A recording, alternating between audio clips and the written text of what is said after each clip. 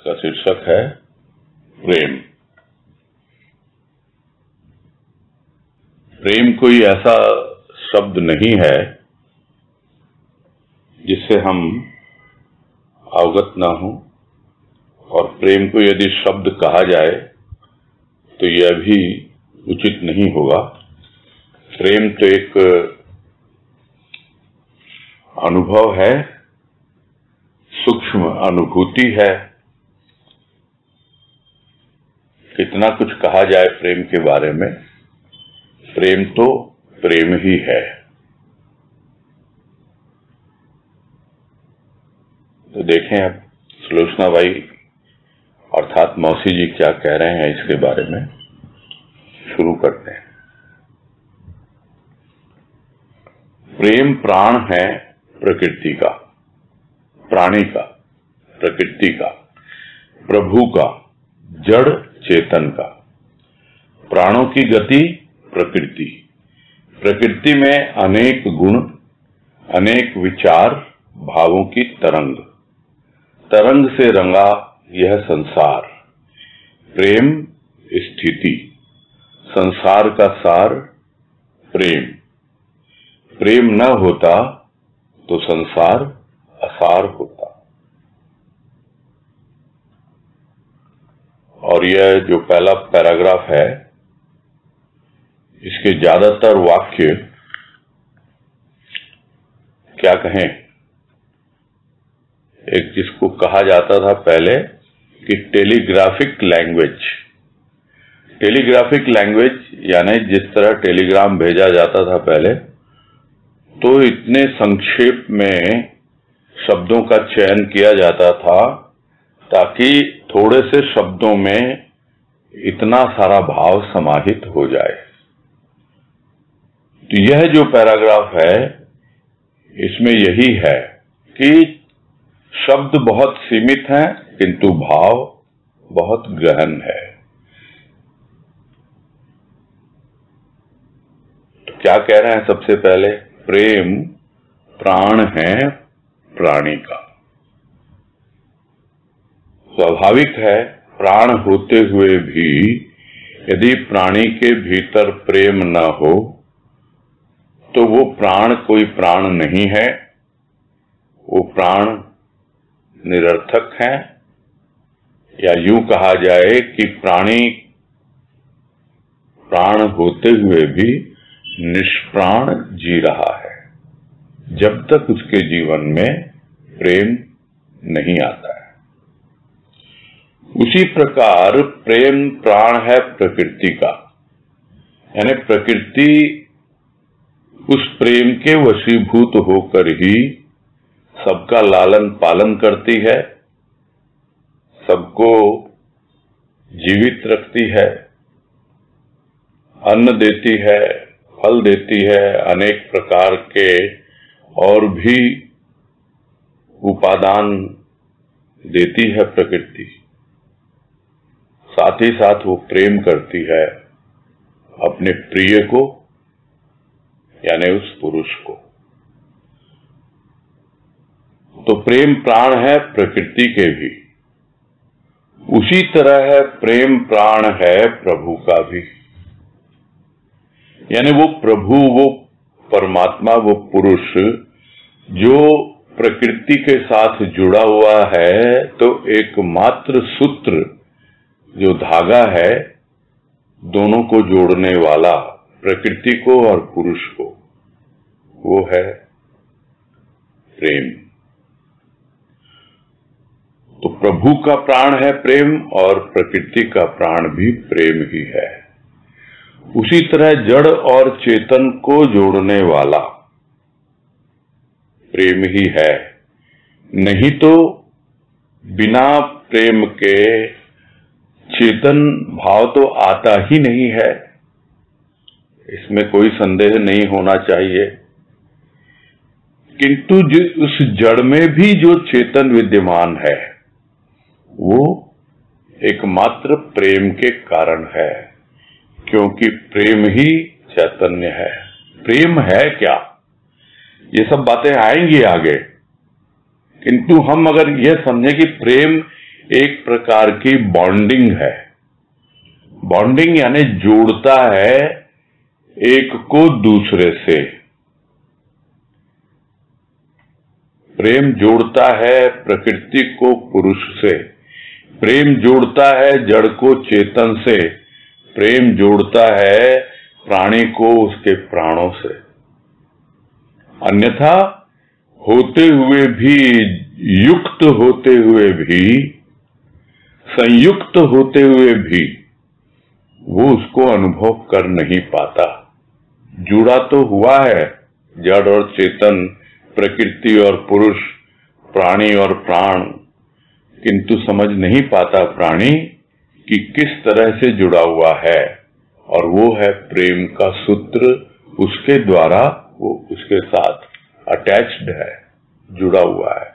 हम रिश्तों में भी देखते हैं कि जब तक रिश्तों में प्रेम होता है हम उनसे जुड़े रहते हैं, किंतु जैसे ही रिश्तों से प्रेम नदारद हो जाता है, गायब हो जाता है, तो वो रिश्ते रिश्ते नहीं रहते हैं, वो वास्तव में बोझ बन जाते हैं बिना प्रेम के। तो प्रेम ही है जो जोड़ता है रिश्तों में, वही बॉन्डिंग का काम करता है। प्राणों की गति प्रकृति है, और प्रकृति क्या है? प्राणों की गति। यानी प्राणों में अगर गति है तो हमको समझना चाहिए कि यह प्रकृति का ही रूप बनकर सामने आ रही है। प्राण है क्या? सूक्ष्माति सूक्ष्म। उसके बाद आती है प्रकृति, सर्वप्रथम सूक्ष्म प्रकृति यानी मन बुद्धि चित्त अहंकार, और उसके बाद स्थूल प्रकृति जो पंच भौतिक तत्व है उससे बनी हुई। तो प्राणों में जब गति है तभी प्रकृति तक पहुंच पाता है प्राणी, या प्राणों की गति प्रकृति का रूप धारण करती है। और प्रकृति में अनेक गुण हैं, किंतु यदि उन अनेक गुणों को संक्षेप में समझा जाए तो वो 3 गुण कहलाते हैं। त्रिगुणात्मक है प्रकृति, सतोगुण, रजोगुण, तमोगुण।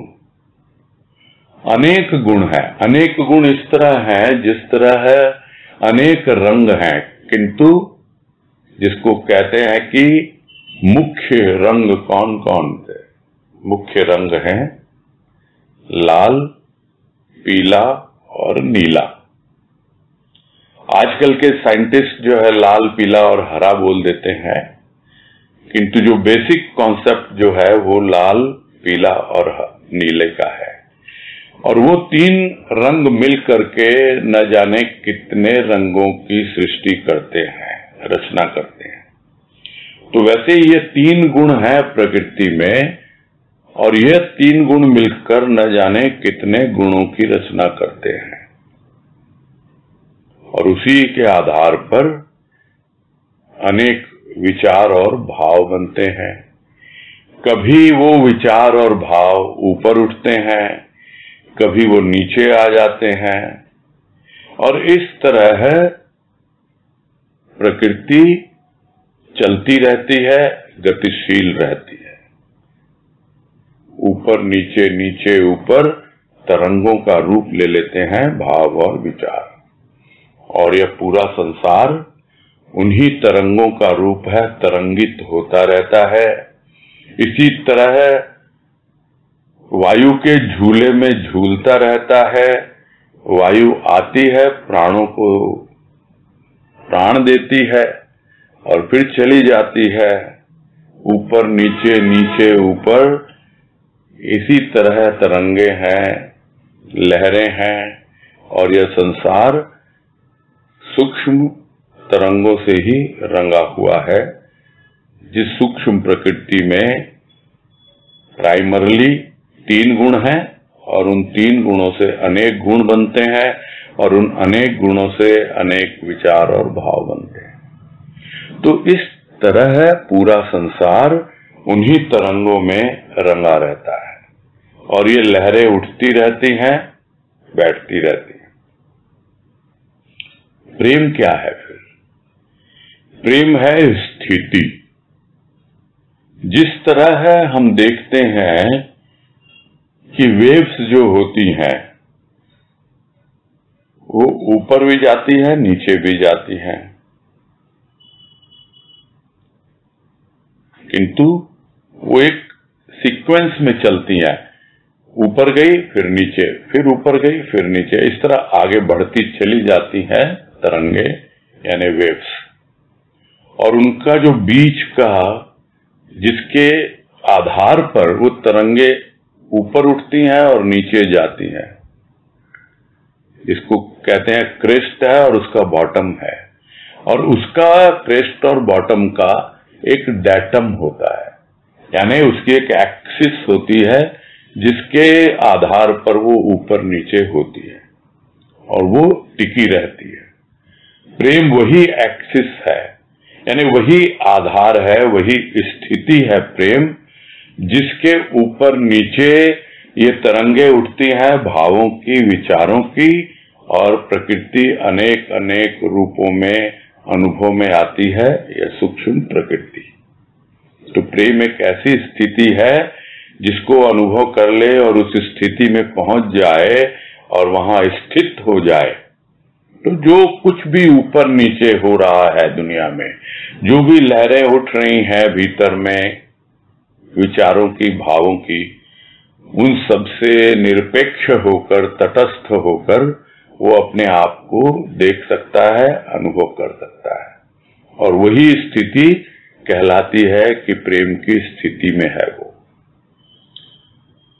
और सब जानते हैं कि संसार में अगर कुछ सार है तो वो प्रेम ही है। सबने प्रेम की गाथा गाई है, सुनाई है, और हर कोई अनुभव भी करता है कि संसार में अगर प्रेम न होता तो जल मरता यह संसार। यानी प्रेम ही उसका सार है, और सार है तो इसलिए टिका हुआ है यह संसार। अन्यथा इस संसार में कोई सार नहीं होता, रूखा सूखा होता। और जिस तरह है रूखी सूखी लकड़ी, भूसा इतनी जल्दी से थोड़ी सी चिंगारी पाकर के जल जाता है, वैसे ही जिसके भीतर प्रेम नहीं है, थोड़ी सी चिंगारी क्रोध की आती है और वो उसको जला देती है, तमतमाने लगता है प्राणी। क्यों? क्योंकि प्रेम भीतर नहीं है, उसने सार ग्रहण किया नहीं है। ये एक बहुत सहज तरीका है अपने आप को पहचानने का कि जब प्रेम है तो वो फिर रूखा सूखा नहीं होगा, उसको जल्दी से आएगा ही नहीं क्रोध, यदि प्रेम है तो। और जो प्राणी असार जीवन जी रहा है, सार ग्रहण करना आता नहीं, प्रेम में जीना आता नहीं, तब वो तो हर घड़ी तैयार बैठा है। क्यों? क्योंकि वो अहंकार लेके आता है उस क्रोध को, और प्रेम आता है तो अपने आप ही अहंकार शांत होने लगता है और क्रोध भी शांत रहता है। आगे कह रहे हैं, प्राणों में बसे प्रेम का अनुभव न कर पाया प्राणी तो चिल्ला उठा। अनेक प्रकार के कर्म करने में लगा साधन के रूप में। कर्म तन के साधन भी थे, मन के साधन भी थे। मन साधन न चाहता हुआ भी साधन को अपनाता था। मन तो प्रेम में लीन होना चाहता था। जो प्रेम भक्ति पथ पर प्रतीक बनकर सम्मुख हो, साधन के पथ पर साध्य के रूप में सम्मुख हो, और स्थूल के साथियों में भी अपनत्व हो। किंतु व्यवहार के करिश्मों ने गंदा कर डाला प्रेम को। तो वो प्रेम जो प्राण है प्राणी का, वो प्राणों में ही बसा हुआ है। और उन प्राणों में बसे हुए उस प्रेम को जब अनुभव नहीं कर पाता प्राणी, इसीलिए परेशान रहता है, बौखलाया हुआ रहता है, क्रोधित रहता है, चिंतित रहता है। तो चिल्ला उठा का मतलब यही है, थोड़ा सा कुछ होता नहीं कि विचलित हो जाता है। थोड़ी सी ऊंच नीच हुई नहीं, थोड़ी सी विचार की भावों की तरंगे आई नहीं, बस तिलमिला उठा, परेशान हो उठा और चिल्ला उठा। अब कैसे शांत करे अपने आप को? तो लग गया अनेक प्रकार के धर्म कर्म के नाम पर बहुत कुछ करने लग गया कि चलो मैं ये साधन अपना लेता हूं, वो साधन अपना लेता हूं। तो साधन शरीर के भी, यानी व्रत, उपवास, जप, तप, ये सब भी। साधन मन के भी, मन के साधन यानी मन को एकाग्र करो, मन को टिकाओ, ध्यान में बैठो, न जाने किन किन साधन को अपनाने लगा वो। तो तन के साधन भी थे, मन के साधन भी थे, और थे वो क्या? वो कर्म के रूप में थे। उन कर्मों को वो साधन मानकर अपने साध्य तक पहुंचना चाहता है। तन फिर भी थोड़ा बहुत मान लेता है, थोड़ा सा यदि हल्का फुल्का भी समझाया जाए मन के द्वारा तन को, तो तन साधन को फिर भी अपना लेता है। मन यदि थोड़ा सा मान ले कि हाँ भाई मुझे यह करना है, तो तन भी उसका सहायक बन जाता है। किंतु मन ही तो साधन नहीं चाहता कि तुम ये सब करते रहोगे, टिकता नहीं मन। ध्यान में बैठो, मन का साधन है ध्यान लगाना, टिकता ही नहीं, भाग रहा है यहां से वहां, तरह तरह के विचार उठ रहे हैं। तो कैसे मानेगा मन इस साधन को? चाहता ही नहीं है वो। और फिर भी लोग कहते हैं चलो भाई बैठ जाते हैं, चलो अपना लेते हैं साधन को। तो यह अवस्था मन की रहती है कि मन साधन नहीं चाहता हुआ भी अपनाने के लिए मजबूर हो जाता है, क्योंकि लोग कहते हैं भाई क्या ऐसे ही चिल्लाते रहोगे, ऐसे ही चिंतित रहोगे, ऐसे ही क्रोधित रहोगे, चलो लग जाओ कुछ करने में, धर्म के नाम पर कुछ करो। तन के भी साधन है, योग करो, व्यायाम करो, प्राणायाम करो, ध्यान करो, ये सब बताते रहते हैं। किंतु मन क्या चाहता है? मन तो प्रेम में लीन होना चाहता है। तो क्या हो फिर? और जो लीन होना सीख जाता है प्रेम में, उसको समझ में आ जाता है कि ये प्रेम ऐसा है कि जो भक्ति के पथ पर एक प्रतीक बनकर आता है। प्रतीक बनकर यानी एक निशानी कि मेरे भीतर प्रेम है प्रभु का और मैं भक्ति की राह पर आगे बढ़ रहा हूं, और वो प्रेम हमेशा उसको आगे बढ़ाता रहता है भक्ति पथ पर। उसका पथ प्रदर्शक बन जाता है। जिस तरह प्रतीक होते हैं सड़कों पे लगे होते हैं कि भाई ये देखो ये इतनी दूर है, ये स्थान, आपको कहाँ जाना, दिल्ली जाना, दिल्ली इतने किलोमीटर है। वैसे ही प्रेम प्रतीक बनकर आ जाता है कि तुम चल रहे हो प्रेम को अपना करके, हाँ अब मंजिल दूर नहीं है, भक्ति पथ पे आगे बढ़ते रहो तुम। और साधन के पथ पर साध्य के रूप में सम्मुख रहता है कि मुझे कहाँ पहुंचना, मुझे पहुंचना है उस प्रेम तक जो मेरे प्राणों में बसा हुआ है। तो वही प्रेम जब साधन बनता है तो उसका साध्य भी प्रेम ही होता है, और वो प्रेम जो प्राणों तक पहुंचा दे। प्रेम ही वो खाता है, प्रेम ही पीता है, प्रेम ही पहनता है, ओढ़ता है।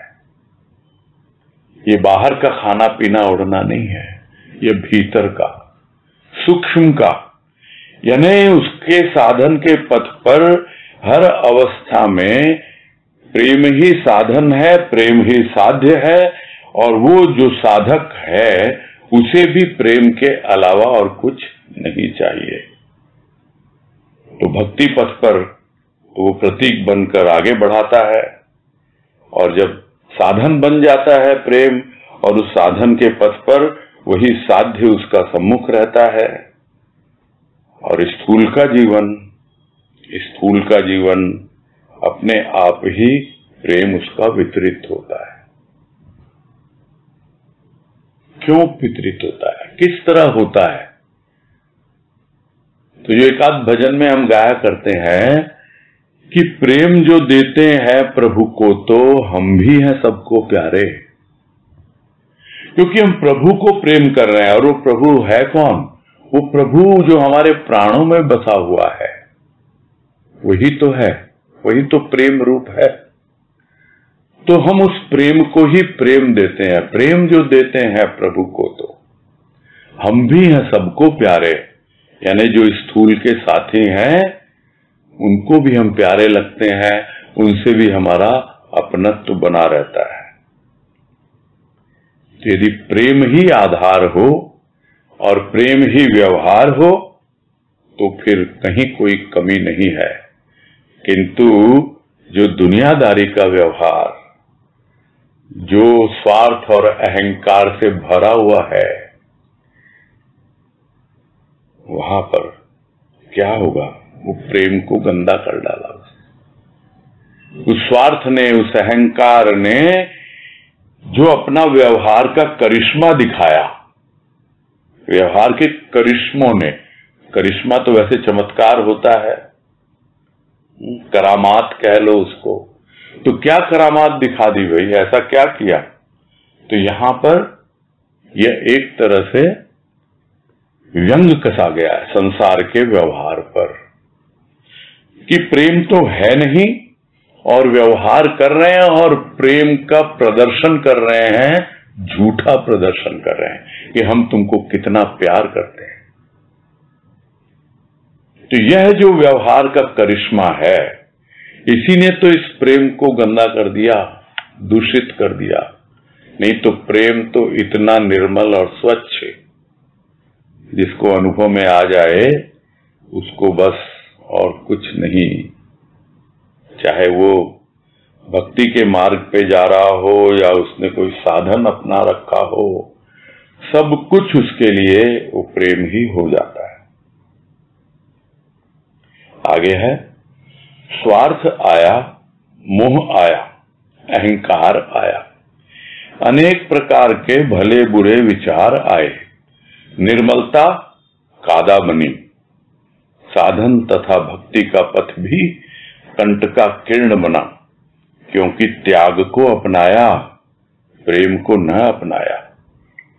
प्रेम में त्याग है, वैराग है, भक्ति है, विश्वास है, श्रद्धा है, शरणागति है, समर्पण है, बहुत कुछ है। सहज भाव है प्रेम, सहज योग है प्रेम। तो जैसे ही स्वार्थ आया व्यवहार के माध्यम से, अहंकार आया साथ में, और स्वाभाविक है थोड़ा बहुत मोह होता है, इसलिए उस अवस्था में हम अपने स्वार्थ और अहंकार को बैक सीट पे भेज देते हैं, दबा देते हैं, या उस वक्त प्रकट नहीं करते हैं। किंतु यह स्वार्थ, मोह और अहंकार, ये न जाने कितने तरह के उल्टे सीधे विचारों को लेके आते हैं। यहां भले बुरे विचार आए, भले तो क्या आएंगे? जब स्वार्थ, मोह और अहंकार आएगा तो भले विचार क्या आएंगे? भले बुरे मतलब उल्टे सीधे तरह तरह के ऐसे ऐसे विचार आते हैं कि जिसको बोलते हैं भीतर में जो थोड़ी बहुत निर्मलता आ रही थी, वो बस कीचड़ बन गई। जिसको बंगला में कहा जाता है जल घोला होए गलो, यानी ये जो निर्मलता थी जल की, घोला होए गलो माने बिल्कुल कीचड़ कादा बन गया वो। तो वो निर्मलता, उसको किसने खराब किया? स्वार्थ ने, मोह ने, अहंकार ने। और वो लेके आए न जाने तरह तरह के विचार, और सब कुछ उसी तरह गंदगी से भर गया। और फिर उसको दूर करने के लिए अपनाया तरह तरह का पथ, साधन भी अपनाया, भक्ति का पथ भी अपनाया, किंतु उसमें ध्यान दिया नहीं। त्याग को ही महत्व दिया, प्रेम को महत्व नहीं दिया। जहां कहीं भी जाओ देख लो, यही है। किसी भी धर्म के नाम पर जहां इकट्ठे हो रहे हैं लोग, तो वहां कोई बैठे होंगे महाराज जी। एक आलोचना नहीं है, समझने के लिए सब बातें। उनसे पूछेंगे क्या करते हो, ये करते हो, वो करते हो, अच्छा सिगरेट पीते हो, दारू पीते हो, तंबाकू खाते हो, सबसे पहले तो इनको छोड़ो तुम, उसके बाद आना मेरे पास। यानी इतनी हीन भावना में भर देते हैं, और उसको कोशिश करता है छोड़ने की, और वो लत लगी हुई है वर्षों की, उसको वो छोड़ पाता नहीं है। और अगर कोशिश करता भी है आगे बढ़ने की, भक्ति पर, धर्म के नाम पर कुछ करने की, तो इतना उसे कांटे से चुभते रहते हैं, क्योंकि त्याग को अपनाया उसने। यदि सीधा यही कहा जाता, भाई तू प्रभु के प्रेम को अपना ले, और प्रभु का प्रेम जब तुम्हारे जीवन में आ जाएगा तो अपने आप ही सब छूटता चला जाएगा जो निरर्थक है। और अगर निरर्थक नहीं, तुम्हें लगे नहीं हमारे शरीर को उसकी आवश्यकता है, तो भी उसका भला बुरा जो इफेक्ट होता है, उसका जो प्रभाव होता है, उसको भी देखता है प्राणी, उसको भी समझता है। तो प्रेम जब आ जाता है तो त्याग आ जाता है, और त्याग आ जाता है तो स्वाभाविक है वैराग भी आ जाता है। वैराग आया तब समझ में आया कि भक्ति क्या होती है। तो प्रेम में सब कुछ है, त्याग है, वैराग है, भक्ति है, विश्वास, श्रद्धा, सब कुछ है।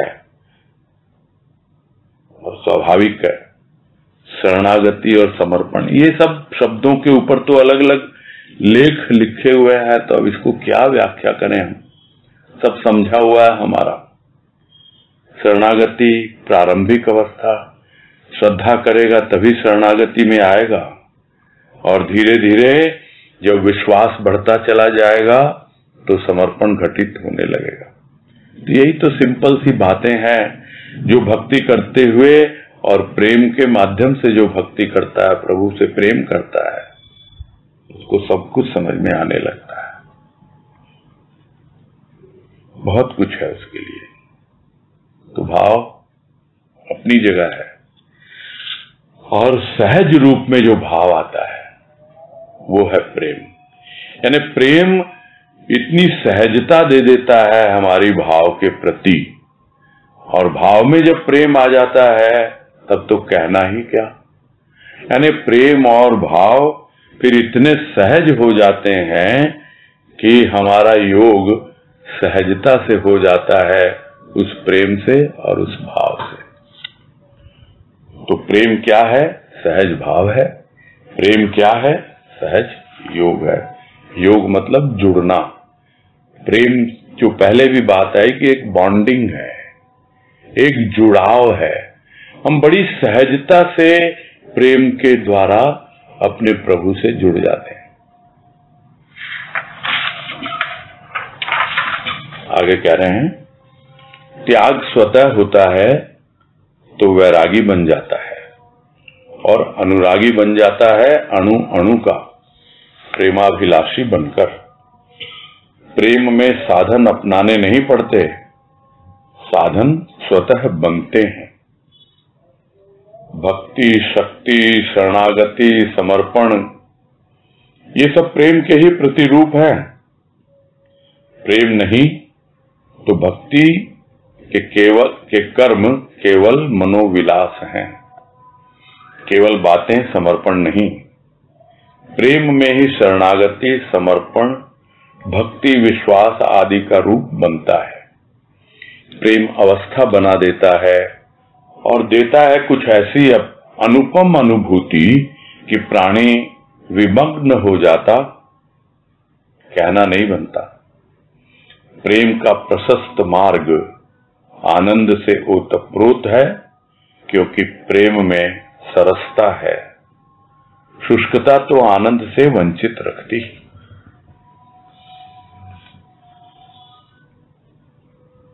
तो जब प्रेम को अपना लेता है तो त्याग अपने आप हो जाता है, स्वतः होता है। और जब त्याग स्वतः हो जाता है तो उसके जीवन में वैराग भी आ जाता है। प्राणी अपने आप ही वैरागी बन जाता है। और दूसरी ओर अनुरागी तो है ही वो। प्रेम अनुराग को लेके आएगा और वो अनुराग त्याग को लाएगा और वैराग को लाएगा। तो इस तरह है, वो जो प्रेमाभिलाषी है वो अनुराग को अपनाकर प्रत्येक सृष्टि के कण कण में, अणु अणु का प्रेमाभिलाषी बन जाता है। वो उसी में अनुराग ढूंढता है, प्रभु को ढूंढता है। जहां कहीं जो कोई भी उससे संपर्क में आता है, बस उसको तो प्रेम की ही अभिलाषा होती है, उसको और किसी से मतलब है ही नहीं। सद्गुरु की कृपा हुई, सत्संग मिला, सत्संग में साथी मिले, और वो साथी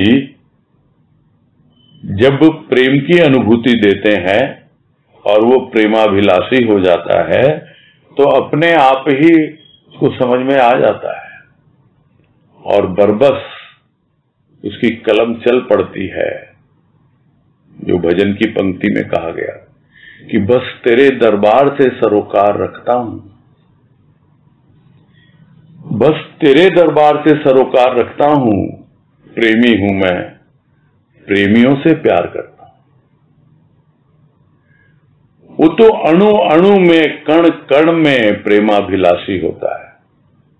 जो प्रेमी है अपने आप ही प्रेम उमड़ पड़ता है, वो अनुरागी बन जाता है, त्याग स्वतः होता है और वैराग भी अपने आप घटित हो जाता है। फिर उसे कोई साधन अपनाने की जरूरत नहीं।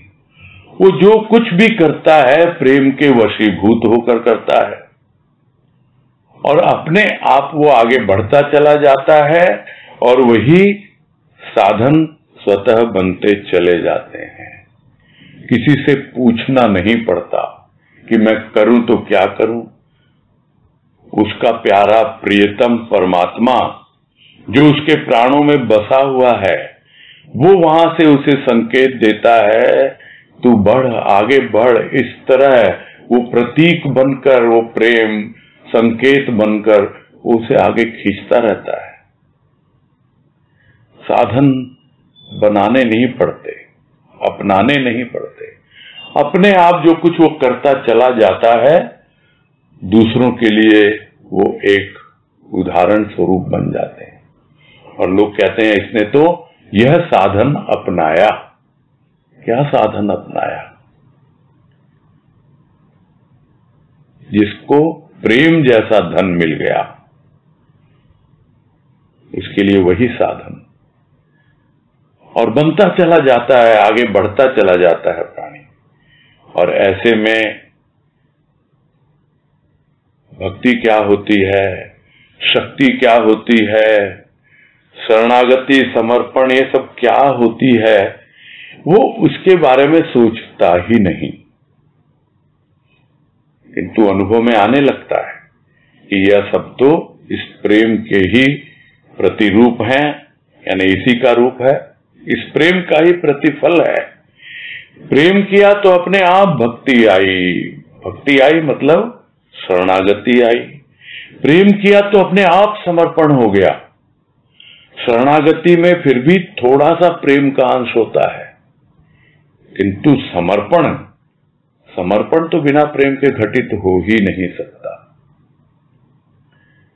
और जब यह सब होता है तो अपने आप भक्ति बढ़ती है और वो भक्ति की शक्ति से अवगत होता चला जाता है। और नहीं तो फिर क्या है भक्ति? भक्ति तो एक कर्म कांड मात्र रह जाती है, हाथों से कर्म करता है और मनोविलास, जिस तरह स्थूल में शरीर के लिए विलासिता की सामग्री इकट्ठी कर लेता है प्राणी तन के विलास के लिए, वैसे ही भक्ति में भी मन के विलास के लिए सामग्री इकट्ठी कर लेता है। बस उन्हीं का उपभोग करता है और समझ लेता है कि मैं तो भक्ति कर रहा हूं।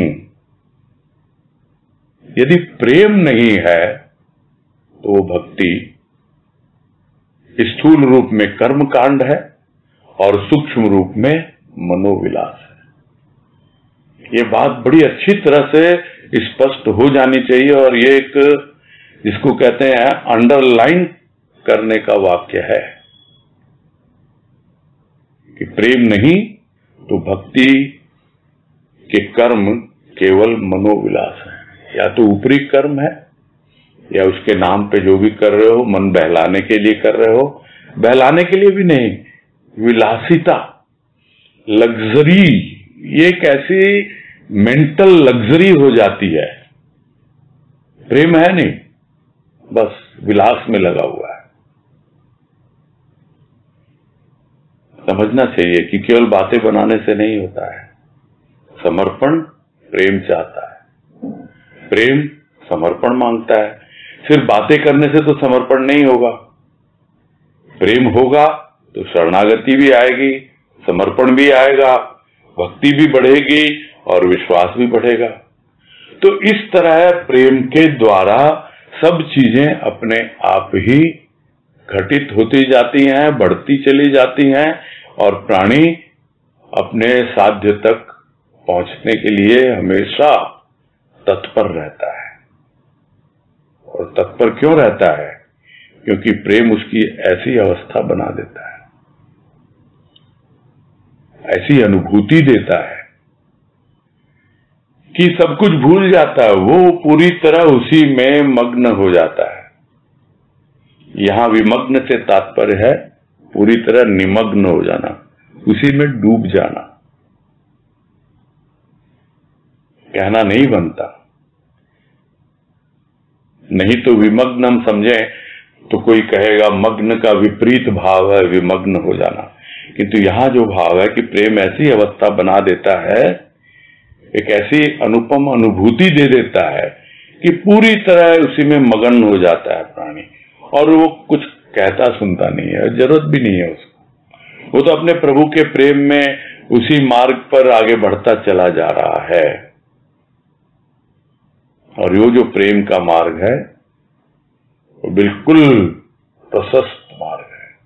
प्रशस्त है मतलब कोई बीच में स्पीड ब्रेकर नहीं है, कोई किसी प्रकार का उल्टा सीधा डायवर्सन नहीं है, एकदम सीधे सीधे चलते जाओ और जीवन का आनंद उठाते चले जाओ।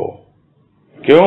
क्योंकि उस प्रेम में ही तो सरसता है, संसार का सार है, उसमें रस है। जो मानव जीवन मिला है उसका जो प्राण है, वो प्राण जो रूखे सूखे हैं उसमें सरसता लाता है प्रेम। और जब शुष्क रहता है तब कुछ भी आनंद नहीं आता, ज्यादा से ज्यादा सुख की अनुभूति कर पाता है और फिर दुख उसको घेर लेता है। जब तक प्रेम नहीं है, प्रेम है तो जीवन में सरसता है और पूरा मार्ग आगे बढ़ने के लिए आनंद ही आनंद देता रहता है। आगे है, साधारण मानव ने प्रेम को वासना का रूप दिया। वासना तो भोग का गंदा नाला है, भोग कीड़ा है उस नाले का, जो काटता रहता है तन को, मन को, और चाहता है विषय वासना के साधन को। प्रेम तो भोग नहीं, प्रेम में तो भोग की गंध भी नहीं। प्रेम महाकोमल अति पवित्र भाव है। प्रेम के अभाव में जीवन रूपी पुष्प प्रस्फुटित नहीं हो पाता, जीवन शुष्क होता रहता है। शुष्कता में कहाँ सुख। किसी अभाव ने पेड़ को सुखा दिया, प्रेम के अभाव ने प्राणी के हृदय को शुष्क बना दिया। प्रेम पाता, प्रेम को जान पाता तो प्रसन्नता पाता, सरसता रग रग में पल्लवित होती और जन जन को भी प्रसन्नता लुटाता। प्रेम तृप्ति देता है, और ऐसी तृप्ति देता है कि प्रत्येक बंधन ग्रसित भावनाओं अर्थात मोह, स्वार्थ, कामना, कर्म, जप, तप आदि से मुक्त होता है और रहता है प्रेम, ऐसा प्रेम जिसका कण कण आनंद से ओतप्रोत है। आनंद तो परमेश्वर का रूप है। तो साधारण मानव ने क्या किया? प्रेम को वासना का रूप दे दिया। ये बातें तो कितनी ही बार हम करते रहते हैं। जहां कहीं भी देह बोध आएगा, शरीर की बात होगी, वो प्रेम वासना बन जाएगा। और वो वासना क्या है? वो वासना फिर आपको बार बार वहीं वास करने के लिए, वहीं रहने के लिए, उसी में लिप्त होने के लिए प्रेरित करती है। तो वो वासना है क्या? एक गंदा नाला है। और वो गंदा नाला कौन सा है? जो भोग में ही लगा रहता है, उसमें भोग ही बहता है। और इसमें जो कुछ भी तरह तरह की इच्छाएं, कामनाएं उठती हैं, वासनाएं उठती हैं, वो कीड़े की तरह काटने लगती हैं प्राणी को। उसका तन मन सब कुछ बस बार बार एक ऐसा रोग लग जाता है। भोग एक ऐसा रोग है जो वासना के रूप में अगर आता है, क्योंकि भोग सिर्फ वासना नहीं है। भोग तो बहुत तरह की चीजें आ जाती है भोग में, किंतु प्रेम को जब हम भोग की दृष्टि से देखते हैं, यानी प्रेम को जब हम भोगना चाहते हैं, यानी अब उसमें हम लिप्त हो रहे हैं। कैसे लिप्त होंगे? शरीर के द्वारा, देह बोध से होंगे। और शरीर आया नहीं कि बस वासना बन गया वो, और वो कीड़ा काटने लगता उसको, तन को, मन को। और हर समय उसको वही चाहिए, वो विषय वासना के साधन चाहिए फिर, कि किस प्रकार अपनी अतृप्त वासनाओं को पूरा करूं। और ये कभी तृप्त होती नहीं है, तरह तरह के साधन अपनाता रहता है। एक दो तरह के साधन अपना लिए, फिर धीरे धीरे मन उसका इतना अभ्यस्त हो जाता है, फिर बाद में उसे वो पुराने लगने लगते हैं, फिर दूसरे साधन अपनाता है। यानी ये वासना और भोग दोनों मिलकर के इस तरह से उसको नीचे गिरा देते हैं, जिसको यहां कहा गया है कि वो नाली का कीड़ा बन जाता है। किंतु प्रेम जब आता है तो भोग की भावना नहीं रहती है, निर्लिप्त हो जाता है। उसके भीतर वासना की, भोग की जरा भी कोई गंध ही नहीं है, कोई उसमें लेस मात्र भी नहीं है देहबोध। और यदि शरीर का भान है और अपने शरीर के अवयवों को किसी न किसी रूप में वो प्रेम के माध्यम से शांत करना चाहता है, तो फिर वो भोग की आग है। यह बिल्कुल समझ लेना चाहिए कि ऐसी आग है ये कि वो उसको शांत होने नहीं देती है। किंतु जब प्रेम आता है तो वो आग अनुभव में आता है एकदम शांत हो गई। इसलिए समझ में आ जाता है कि प्रेम भोग नहीं है, उसमें भोग की गंध है ही नहीं, लेश मात्र भी नहीं है। प्रेम तो महाकोमल और अति पवित्र भाव है। पवित्रता कहां से आती है? एक पवित्रता आती है बाहर से, हम नहा धो लेते हैं, पवित्र हो जाते हैं। एक पवित्रता आती है भीतर से, तो भीतर को भी नहलाना धुलाना पड़ता है। जो भी हमारे भीतर गंदगी है उसको साफ करना पड़ता है। और जब प्रेम आता है तो अपने आप ही ये सब जितने भी अपवित्र हैं, यानी जो हमको दूषित करते रहते हैं, गंदा करते रहते हैं, जो विचार भाव, उन सबको अपने आप ही प्रेम दूर करता रहता है और साथ साथ भीतर में कोमलता प्रदान करने लेता है। क्योंकि जब उसके ऊपर में वो गंदगी जो पड़ी रहती है, उसके कारण ही वो कठोरता होती है। जैसे किसी चीज के ऊपर मैल जम जाए, एक कपड़े के ऊपर ही यदि मैल जम जाए, एक लेयर जम जाए मैल की, तो वो भले ही कितना सॉफ्ट हो, हार्ड हो जाता है। वैसे ही अंतःकरण में जब मैल जम जाता है तो वो भीतर में वो कोमलता उसकी नष्ट हो जाती है। किंतु प्रेम आता है, पवित्रता लेकर आता है, शुद्ध करता है, निर्मल करता है और भीतर में जो कोमलता है उसको प्रकट करता है। तो प्रेम महाकोमल है और अति पवित्र भाव है। और जब तक प्रेम नहीं आता जीवन में तो जीवन तो रूखा सूखा है। ये बातें तो कितनी बार कर लो, जीवा थकती नहीं है बोलते बोलते कि जीवन रूपी पुष्प प्रस्फुटित नहीं हुआ, कली खिली ही नहीं, जीवन का विकास हुआ ही नहीं, पूरा रूखा सूखा जीवन बिताता रहता है प्राणी। और ऐसा रूखा सूखा जीवन, उसमें कहां सुख मिलेगा? जब सूख गया तब सुख कहां से मिलेगा? सुख तो मिलता है जो थोड़ा रस होता है, कोमलता होती है, रस से ही कोमलता आती है। तो शुष्कता में कहां है सुख? कहां से आई है शुष्कता? मैल से, गंदगी से। कौन लेके आया उस गंदगी को? उस गंदगी को लेके आया अभाव। भाव रहता तो अपने आप ही प्रेम रहता, प्रेम रहता तो भाव रहता। तो ये दोनों एक दूसरे से ओतप्रोत रहते और पेड़ जो है जीवन का, जीवन रूपी वृक्ष, वो सूखता नहीं। हमारी कोमल भावनाएं हमेशा बनी रहती, कोमलता रहती, तरी रहती भीतर में। और प्रेम का अभाव ही है ये, जिसके कारण प्राणी का जो हृदय है पूरी तरह सूख गया है, शुष्क हो गया। यदि प्रेम को पा जाता और प्रेम को जान लेता तो अपने आप अनुभव करता कि कितना जीवन उसका सरस हो गया है, कितनी प्रसन्नता उसके जीवन में आ गई है।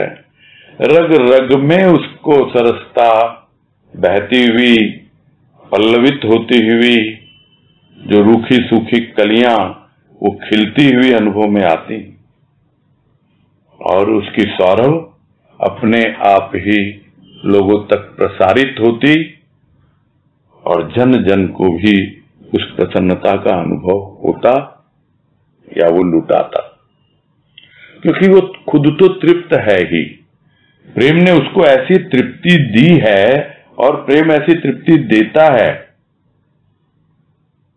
कि जितनी भी हमारी भावनाएं जो हमको बंधन में डालती हैं, सबसे बड़ा बंधन तो मोह है। मोह किससे है? शरीर से है, और इसी कारण शरीर के संबंधियों से है। स्वार्थ, जो भी करना है अपने लिए करूं, शरीर के लिए करूं, कामनाएं उसी के लिए उठती हैं।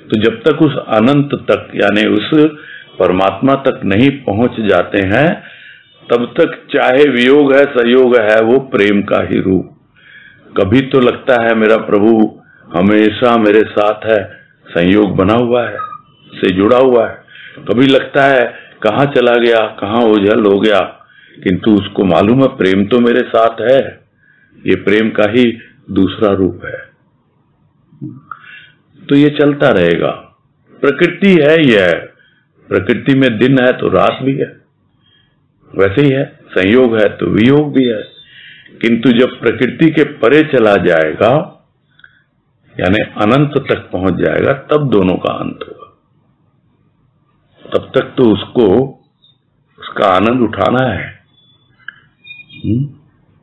लोग कहेंगे दुख में भी है क्या आनंद? सुख में तो आनंद मान लेते हैं, दुख में भी आनंद है क्या? अगर नहीं होता तो कुंती क्यों कहती भगवान कृष्ण को कि भाई मुझे तो आनंद आता है तभी जब मैं दुख में होती हूं, तुम्हें सुमिरन करती हूं। सुख आता है तो मैं तुम्हें भूल जाती हूं। इसलिए वो हमेशा चाहती है कि मुझे दुख देते रहो तुम, ताकि मैं तुम्हें याद करती रहूं और मुझे आनंद मिलता रहे। तो है, ये तो अपना अपना दृष्टिकोण है, देखने की दृष्टि है, उससे समझ में आएगा। तो वियोग में भी आनंद है। परमात्मा की विकलता बनी रहती है उसको, तो उसको एंजॉय कर रहा होता है। जी हाँ, मिलेगा, मुझे मिलेगा, खूब आनंद में रहता वो। एक बात और थी भैया, आनंद फल में भक्ति रूपी बीज रहता है। एक बात और थी, आनंद फल में भक्ति रूपी बीज रहता है। हाँ, वो उसका फल है। भक्ति रूपी बीज जब फल बन जाता है, तो जिस तरह फल में तो बीज होते ही है ना, हाँ, तो उसका फल आनंद है। तो बीज तो आपको मिल ही गया फिर से, भक्ति तो आपकी बनी ही रही। यहां फल का भाव उसका रिजल्ट नहीं, फ्रूट लिया गया था। फल का रिजल्ट यानी भक्ति का फल क्या है? आनंद है। तब आपका ध्यान तो फल पे ही लगा रहेगा। और भगवान कृष्ण कहते हैं क्या कि फल की इच्छा मत रख, तू तो अपना कर्म किए जा, यानी भक्ति किए जा तू तो। फल आनंद है, किंतु आपको अगर करते हुए आनंद नहीं आ रहा तो कब मिलेगा? तो भक्ति का बीजारोपण हुआ और जब उसका फल आपको मिला यानी पेड़ में फल लग गया, तो उसमें बीज तो आपका सुरक्षित है ही, यानी भक्ति तो बनी ही हुई है और आप उसका रसपान करके आनंद उठा रहे हो। यही भाव लिया गया था। ठीक है, धन्यवाद। हरिओम। तनुश्री। प्रणाम भैया। हाँ नमस्कार, बोलो। भैया ये बात आई थी कि प्रेम के बिना समर्पण नहीं होता। तो मतलब प्रश्न आ रहा था, तो क्या बुद्धि लगा के समर्पण नहीं किया जा सकता?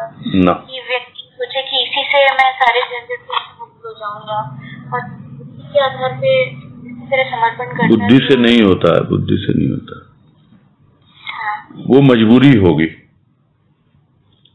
मजबूरी में सरेंडर कर रहा हूं। एक बार बात तो आई थी कुछ दिन पहले ही, अभी 2-4 दिन पहले आई होगी, कि एक समर्पण होता है, आप मजबूरी में करते हो। कि जैसे उदाहरण भी आया था कि कोई किसी से लड़ाई हो रही, 2 देशों के युद्ध हो रहे हैं, अब उसको मालूम है हमारी सैन्य क्षमता इतनी नहीं है, हम लड़ाई आगे नहीं ले जाएंगे, मजबूरी में समर्पण करते हैं। तो क्या वो भूल जाते हैं लड़ाई को?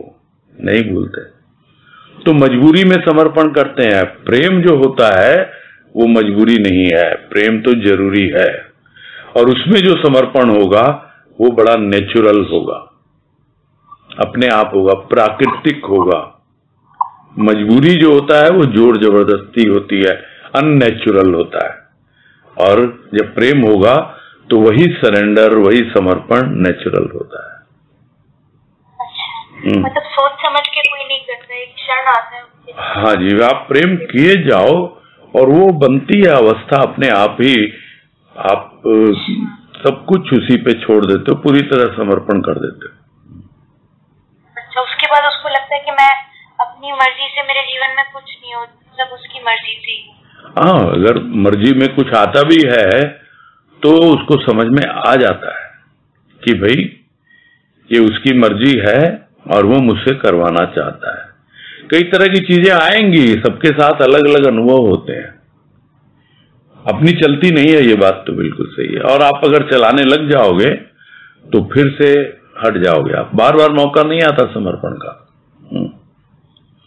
और बहुत से लोग करते हैं, इंस्टॉलमेंट में पेमेंट करते हैं, थोड़ा कर दिया, थोड़ा और कर दिया, लेकिन उसमें बहुत समय लगता है, वो पूरा आनंद नहीं उठा पाते हैं उसका, प्रेम का और भक्ति का।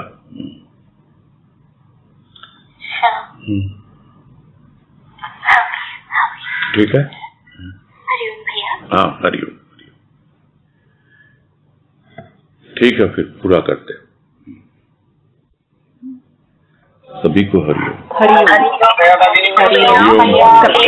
हरिओम।